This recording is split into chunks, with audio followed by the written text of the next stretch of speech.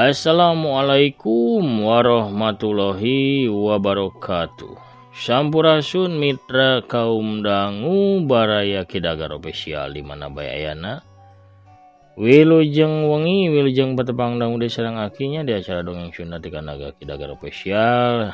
Pamirsa wengi ieu urang gereja dinaraskeun hancanu katunda. Hiji jejer carios dina serial silat Jawara Bedog Malaikat alias Arya Edan. Anu judulna teh nyaeta Kembang Getih Setan. Ayeuna nicaka bagian 10 kumaha rasani lalakon orang Bandungan sasarangan sakedap deui. Ulah hilap kangge nu nembean manca nembean ngadangukeun mangga ulah asa-asa di subscribe wae nya ditoel pelebah tombol loncengna supados naon cenaki supados aya beja tanapi notifikasi kana HP-na sewang-sewangan upami akin raskeun hanca dongeng. Hatur nuhun kasadayanan pernah subscribe, like, komen, oge nge-share dongeng-dongeng akinya boh ka grup WA, Instagram, Telegram, Facebook sareng sajabina deui. Hatur nuhun. Mugi-mugi sadayana anu satia manco dina dongeng-dongeng aki aya dina ginanjar kawilujengan teu kirang sapapaosna sehat lahir sinareng batina jembar manah nagampi rezekina sarta tebih tina balaina. Amin amin ya robbal alamin. Pamirsa sadayana mugi-mugi wae sasarangan urang sadaya dina acara dongeng ieu tiasa janten pangreuah-reuahnya nggoni dina raraga ngamumule seni Sunda utamina seni dongeng Sunda supados seni dongeng Sunda tetep aya, tetep rame, tetep nanjeur, tetep waluya di negeri nyalira. Waluya dongeng Sunda, waluya Ki Sunda. Pados teh jangkolong kana waktu sudah ngamparkeun deui samakna par sama kabuyutanana saur awugna mangga kaparayun sadayana prung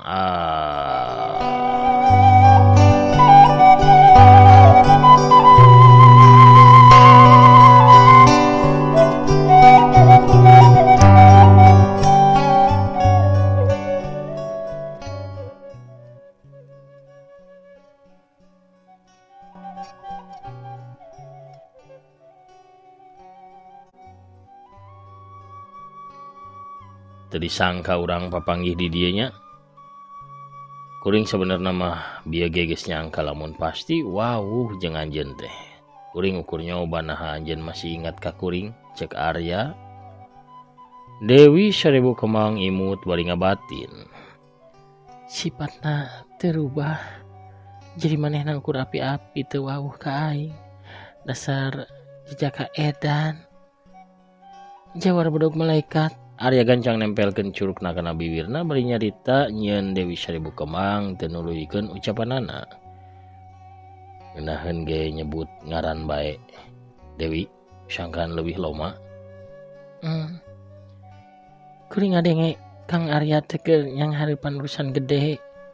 Kuring karakal luar ti tempat guru saprak urang papisah di Pulau Biru teh ya. Kuring ngadenge bejah war-war lamun akang boga urusan jeung malaikat liang lahat sarta sababaraha urang tokoh sejena. Akang daek nyaritakeun ka kuring ngeunaan hal eta. Arya kalakah neuteub beungeut Dewi Seribu Kembang manilila pisan. Nyeun nu diteuteub jadi teu puguh rasa antukna mah Dewi Seribu Kembang dengan balieur neuteub ka jurusan sejen bari hatena tagiwur. Urusan jeung malaikat liang lahat mah geus rengse, tapi urusan anu ayeuna di sanghareupan leuwih rumit dibandingkeun urusan jeung malaikat liang lahat. Sababaraha urang jalma asing ngadadak nuduh akang nyokot barang pusakana, sarta manehna ngancam rek nanasa akang lamun akang teu mikeun eta barang. Beja eta teh sigana mah geus sumebar, buktina akang panggih jeung saurang jalma anu oge nyebutkeun yen akang geus ngapimilik pusaka batur, padahal akang yakin lamun can pernah panggih jeung maranehna teh. Boro-boro pikeun nyokot barang pusakana, teu puguh wawuh ge henteu. Nah, bet kitu nya. Rendeng Dewi Seribu Kembang. Tah, Dewi bae ge pastina bingung kan. Komo akang Tapi nyatana kitu anu kajadian teh. Padahal barang nu dipenta anu cenah dicokot ku akang karak ayeuna ngadenge ngaranna ge akang mah. Can deui anu menta teh salian ti sakti jalmana oge pikasieun. Budak ora. Ada kadenge sora nu nyarita ti arah pawon. Sawaktu Arya ngalieur, atempo si Mamang nu boga warung seuri nyerengeh tuluy ngalengkah ngadeukeutan. Dina leungeun katuhuna nyekelan kanyut kunang warna hideung.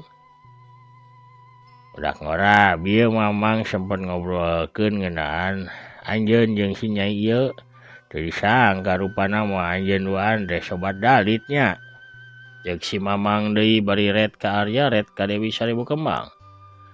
Tuluy nunda kanyut kunang hideung di luhur meja. Tah kawas janji anu geus kaucap teh ukur ieu nu bisa dibikeun ku Mamang ka anjeun teh. Arya keruung, sedangkan Dewi Seribu Kembang ukur imut nempo sikep Arya. Si Mamang mah seuri bari ngabatin. Dasar lalaki pasti api-api lamun belangna kapanggih. Udah ngora anjeun yakin lamun sini moal mulang deui ka dieu. Ceuk si Mamang bari panunang ngiceupan ka Dewi Seribu Kembang. Sakadapan Arya ngahuleng kawas nu bingung tapi teu lila pok manehna nyarita deui. Ulah salempang. Kuring ngajamin lamun manehna moal mulang deui ka dieu. Si Mamang ngangkat tak-takna bari ngalengkah ka tukang, manehna ngagerendeng. Den di mana nih tadinya? Eta mah urusan manehna lah. Nu penting eta ini galak teh moal muncul deui di dieu. Sanggeusna si Mamang ngaleos Arya ngaharewos bojong ka Dewi Seribu Kembang. Naon anu dicaritakeun ku si Mamang tadi ka anjeun. Dewi imut bari gogodeg. Hal anu teu penting Kang, jelas si Mamang nuhunkeun pisan ka akang teh. Ayeuna mulang deui kana urusan akang. Saha jalma nu ceuk akang barang pusakana sarta cenah jalmana sakti jeung pikasieun eta. Arya culang cileung tuluy pok nyarita.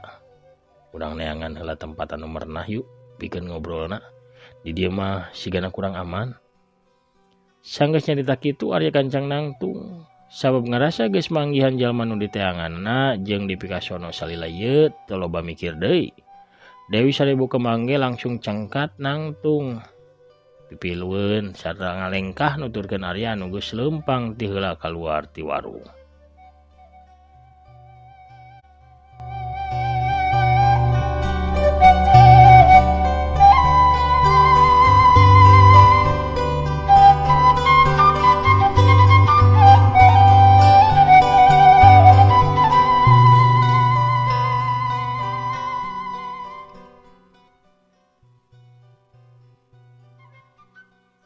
Sanggeusna duaan noman aya di pakarangan warung si Mamang keluar merhatikeun anu duaan anu terus lempang bareng mapai jalan lembur.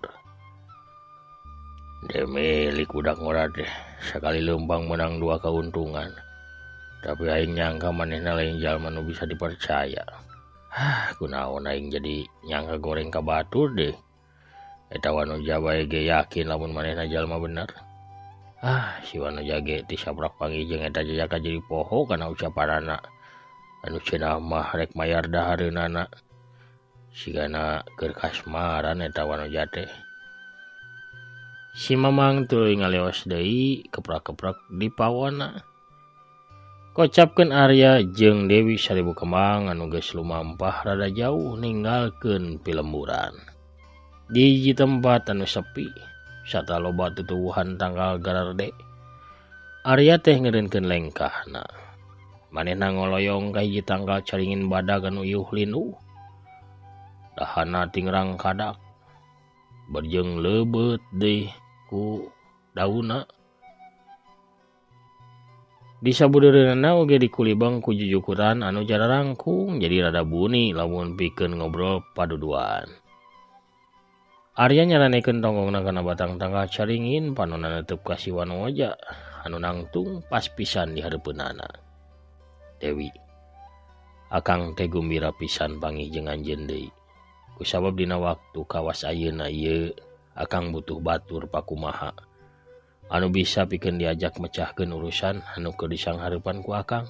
Cek Arya ka Dewi Seribu Kemang. Dewi Seribu Kemang ngawas hibar karasana ngadenge ucapan Arya kitu. Dewi ikhlas ridho pikeun marangan akang. Cek Dewi Seribu Kemang laun. Dadana ratug tutunggulan kawas dipinuhan ku ribuan kembang anu ngadrak marangkak makar. Lamun bae manehna teu gancang sadar kana temah wadina, manehna sigana bae geus ngagabrug lalaki anu salila ieu teu bisa pikeun dipopohokeun. Jajaka Kasep anu rupana ngelangkang bae dina ingetan teu bisa pikeun dibambalerkeun. Akang bieu can nyebutkeun jalma. Manehna ngagelaran dirina teh setan liang makam. Cek Arya megat kalima.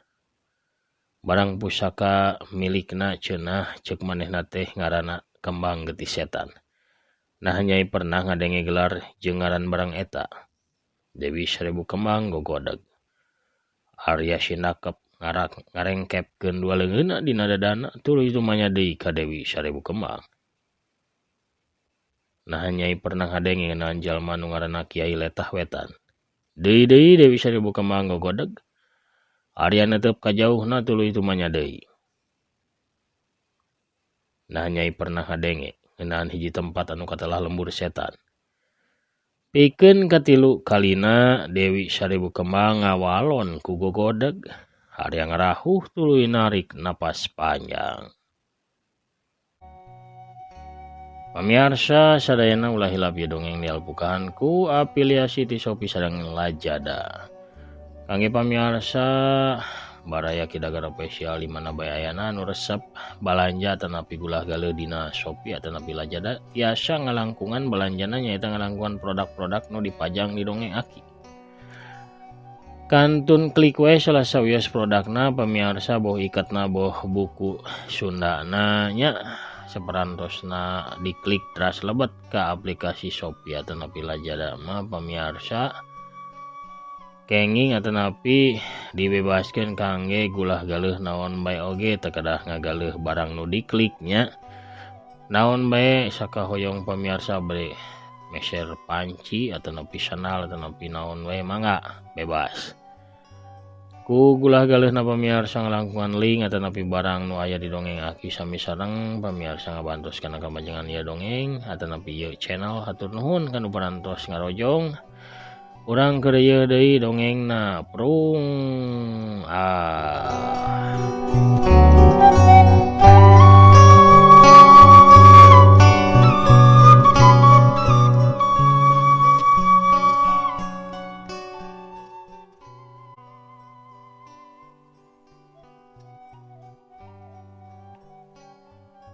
Eta sabaraha anu nyieun akang lieur teh. Kawas nyai akang ge teu pernah ngadenge ngeunaan setan liang lahat, kembang getih setan. Kiai Letah Wetan oge ngaran tempat anu katelah lembur setan. Herana kabeh ngadadak muncul sarta ngalibetkeun diri akang. Urang kudu gancang nyilidik Kang. Bisa bae disatukangan ieu teh. Aya jalma anu ngahaja nyieun akang jadi eupan. Cek Dewi Seribu Kembang nyaritana katempo Daria. Arya seri leutik. Tuluy naon untungna maranehna ngalibetkeun diri akang sarta ngajadikeun akang minangka eupan. Akang teh saurang jawara anu kakoncara. Kaceluk kaun-aun kawentar ka jana pria. Teu mustahil bakal loba jalma anu ngarasa kuciwa ku tinaktan akang salila ieu. Maranehna teu wani nyanghareupan akang. Tuluy nyiaran jalan sejen. Buktina batur geus wawuh ka akang. Padahal akang yakin can pernah papanggih. Lamun teu dibere nyaho ku jalma anu geus wawuh atawa wanoh ka akang. Di mana atuh maranehna apal ka akang? Akang ge mikir kapalebah dinya. Tapi akang geus nyelidik hiji-hiji jalma anu sakirana aya di satukangan ieu masalah. Tapi salila ieu taya hiji ge anu pantes disangka minangka dalangna. Lamun kitu sangkaan akang, ukur aya hiji kamungkinanana. Naon? Tanya Arya Daria. Akang kudu nyalusur hiji-hiji jalma-jalma anu deket jeung akang. Teu mustahil jalma anu salila ieu hade ka akang. Tapi di satu kangen akang nyabut balati. Sarta sewaktu-waktu nojos akang. Dina mangsa akang balangah. Jalma kawas kitu memang hese kepanggihna. Tapi masalah anu ditimbulkeun bisa leuwih bahaya dibandingkeun musuh anu terang-terangan. Arya dangah neuteub umplukan mega bodas nu ngagantung di langit. Tapi nah mungkin Dewi Seribu Kembang imut. Akang tangtuna masih inget kejadian di Pulau Biru lain. Arya teh membalan Dewi Seribu Kembang teu ngadago manehna langsung bae nuluykeun ucapanana. Akang tangtuna masih inget kumaha wanu jagelis di baju beureum anu ngaranna teh Sito Rosmi ngahianat ka guruna sorangan Dewi Siluman. Dewi Siluman sorangan teu nyangka lamun cucuk eta muncul ti jalma anu pangdeukeutna jeung dirina. Pamirsa sadayana tangtosna pamirsa anu satia mah masih emut kajantenan di Pulau Birunya di mana Arya Edan hari tadi merebutkeun kitab Silat Biru di eta pulau jeung tokoh-tokoh golongan hideung.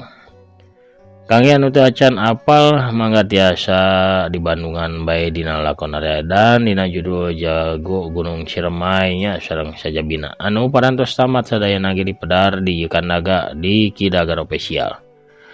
Kantun dipilihan bae pamirsa dina video atau napi dina playlist. Nya itu boga maksud nyebutkeun lamun di satu kangen ieu sakabeh teh eyang guru akang sorangan lain. Cek Arya bari neuteub deui ka Dewi Seribu Kembang. Dewi Seribu Kembang gogodag. Nyai yakin lamun eyang Uyut Owah mah moal ngalakukeun ieu Kang. Tapi akang kudu mimitina luntik jalma-jalma anu deket jeung akang. Arya meureumkeun sapasang panonna kawas nu keur mikir teu lila beunta deui tuluy nyarita. Akang bodoh, untung Nyai ngingetkeun ka akang. Akang inget ayeuna mah pasti manehna. Kang, akang kiwari nyang hareupan musuh di jero simut. Akang ulah gagabah, mastikeun samemeh benar-benar jelas. Sabab resikona bakal nyieun akang pegat hubungan, jadi akang kudu nyelidik heula. Bener, tapi santeuna akang ayeuna apal, sarta akang meh yakin manehna jalmana. Saha emangna Kang? Incu Dewa.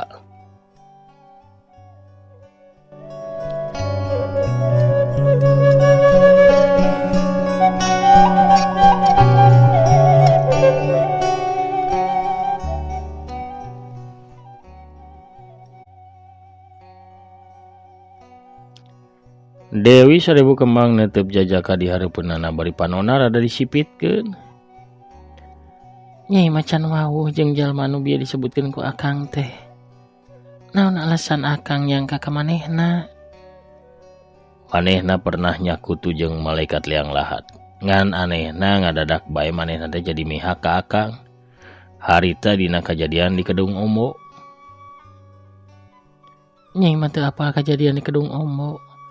Ukur ngadenge gecek beja. Tapi lamun kitu halna, akang kudu ati-ati ka manehna. Ngan bae akang tetep kudu nyelidik heula Kang. Arya ungeuk. Dewi daek lain maturan akang nyelidik. Siwananya geulis imut tuluy ngawalon.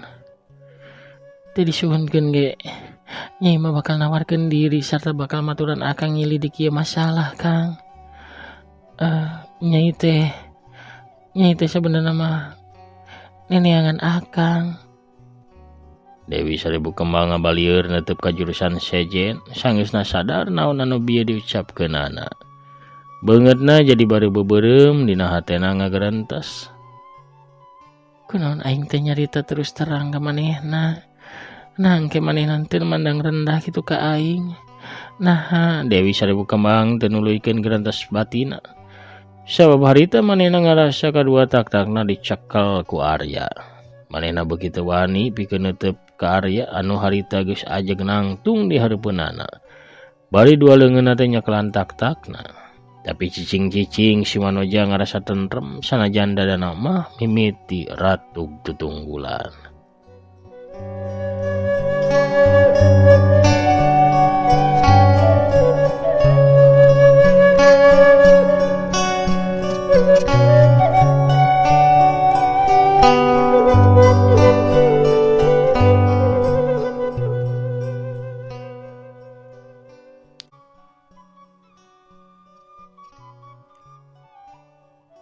Akang teh bisa nyarita naon Dewi.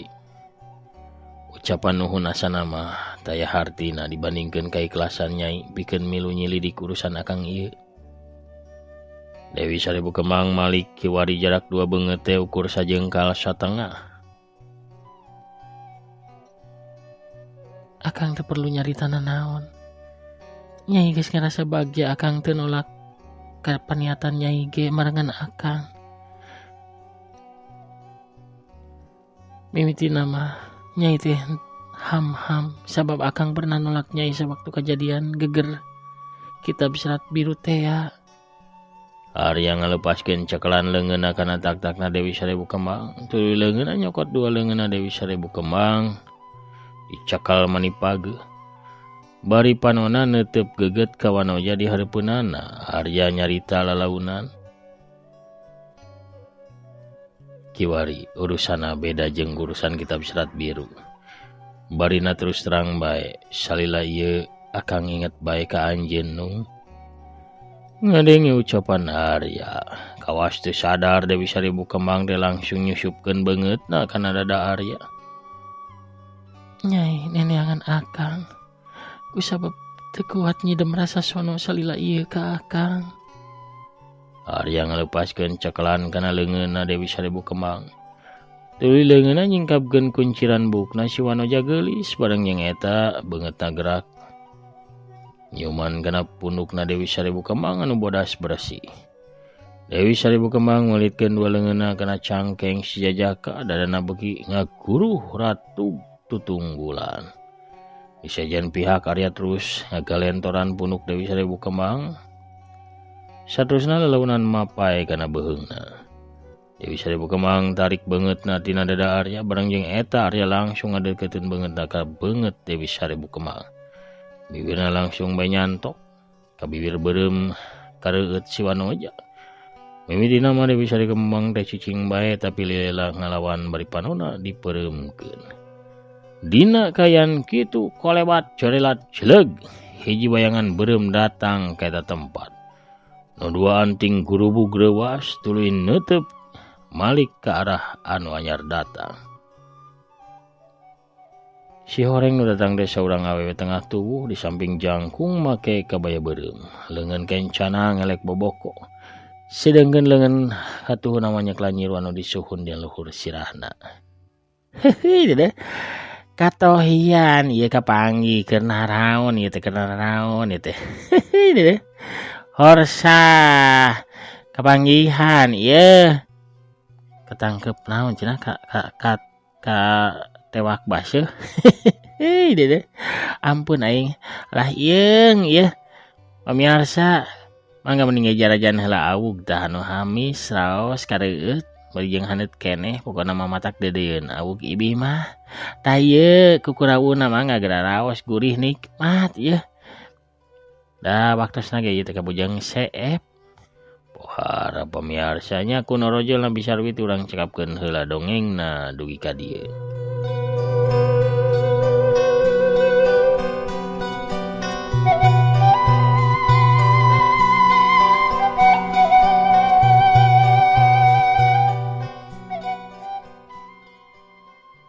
Pamirsa sadayana lampahan Arya edan si Jawara Budak Malaikat dina jajar carios.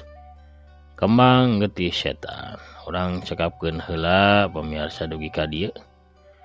Urang teuneun heula di handeuleum urang tunda heula di hanjuang siang geusan halaeun urang teuneun di handeuleum sieum geusan sampeureun.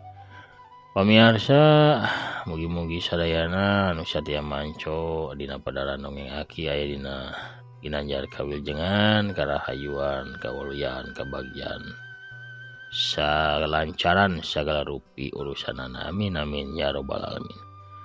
Hapunten rada ngirung ya pamiarsanya, rada bindeng akina kumargi kata rajang emplu. Mugi-mugi we teu patos ngaganggunya karena kukupingan. Pamirsa sakitu heula panginten nu kapihatur akina amit mungkur heulanya. Assalamualaikum warahmatullahi wabarakatuh. Permios cagah hanca.